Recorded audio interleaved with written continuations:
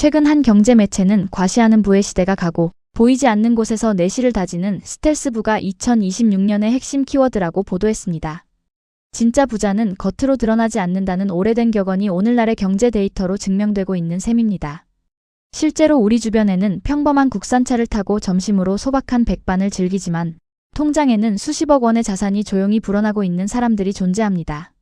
반면 겉으로는 화려한 명품으로 치장했으나 매달 돌아오는 카드 할부금에 쫓기며 실질적인 순자산은 마이너스인 이른바 푸어의 삶도 우리 곁에 공존합니다. 단순히 운이 좋아서 부자가 된 것이 아닙니다. 이들에게는 공통적으로 발견되는 특별한 징후가 있으며 이는 누구나 마음만 먹으면 오늘부터 당장 실행할 수 있는 아주 구체적인 습관들입니다. 지금부터 여러분의 일상 속에 숨어있는 부의 신호들을 하나씩 짚어보며 나도 모르는 사이에 자동으로 자산이 불어나는 원리를 객관적인 자료와 함께 살펴보겠습니다. 부자가 되는 과정은 복잡한 공식이 아니라 지루할 정도로 반복되는 단순한 시스템의 결과입니다. 최근 금융투자협회에서 발표한 리포트에 따르면 성공적인 자산가들의 공통점은 시장의 변동성에 일희일비하지 않고 자신만의 자동 투자 시스템을 구축한 것이라고 분석했습니다.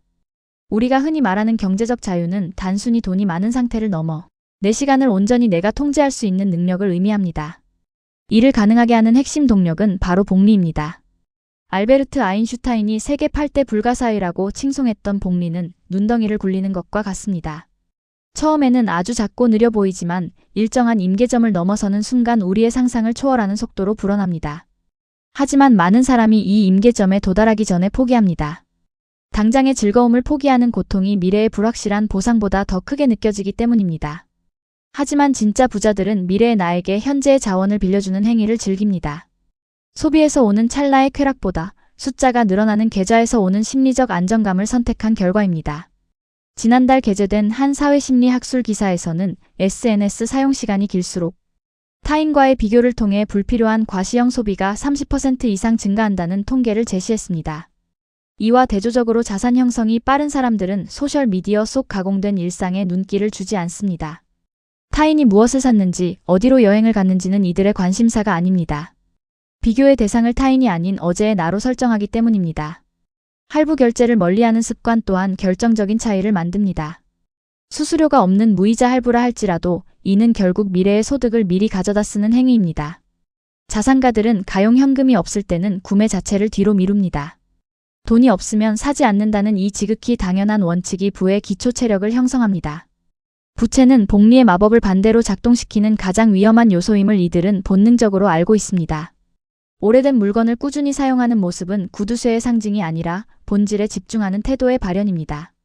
10년 넘은 자동차를 타면서도 전혀 부끄러워하지 않는 사람들은 자동차를 부의 상징이 아닌 안전한 이동수단이라는 본질적 가치로만 판단합니다. 최근 경제일간지에서 다룬 2026 자산가 트렌드 기사를 보면 자산 10억 원 이상의 응답자 중 65%가 내구성이 확인된 물건은 기능이 닿을 때까지 교체할 필요를 느끼지 못한다고 답했습니다. 유행을 따르기 위해 지불하는 비용을 아껴 생산적인 자산으로 전환하는 선택, 이것이 부의 가속도를 높이는 비결입니다. 투자를 대하는 태도 역시 남다릅니다. 이들에게 투자는 짜릿한 도박이 아니라 아주 지루한 일상의 반복입니다. 매일 주식창을 들여다보며 일희일비하는 대신 시장 전체의 성장을 담아내는 ETF나 우량한 배당주에 매달 적립식으로 자금을 투입합니다. 2026년 초 발표된 글로벌 시장 분석 보고서에 따르면 지난 10년간 가장 높은 수익률을 기록한 개인 투자자 그룹은 빈번한 매매를 일삼은 이들이 아니라 계좌를 열어보지 않고 장기 보유한 이들이었습니다. 자극적인 정보에 휘둘리지 않고 묵묵히 시간을 견디는 힘이 결국 가장 큰 수익으로 돌아오는 법입니다. 소득이 늘어남에도 불구하고 생활 수준을 그대로 유지하는 능력은 부자가 되는 가장 확실한 지름길입니다. 대부분은 소득이 오르면 그에 맞춰 차를 바꾸고 더 넓은 집으로 이사하며 생활비를 높입니다. 하지만 진정한 자산가들은 소득과 지출 사이의 격차를 최대한으로 벌리는 데 집중합니다.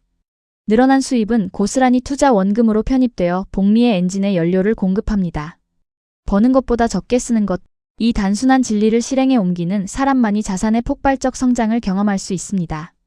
지금 이 영상을 시청하며 나는 너무 팍팍하게 살고 있는 것이 아닐까라는 의구심이 들었을지도 모릅니다.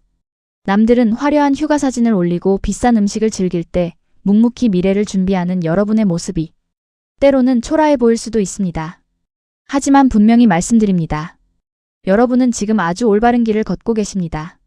당장은 티가 나지 않을 것입니다. 1년, 2년 뒤에도 주변 사람들과의 차이는 미미해 보일지 모릅니다. 하지만 5년이 지나고 10년이 흐른 뒤 여러분이 구축한 자동부 시스템은 거대한 성벽이 되어 여러분을 지켜줄 것입니다. 그때가 되면 더 이상 돈을 위해 일할 필요가 없는 진정한 자유를 누리게 될 것입니다.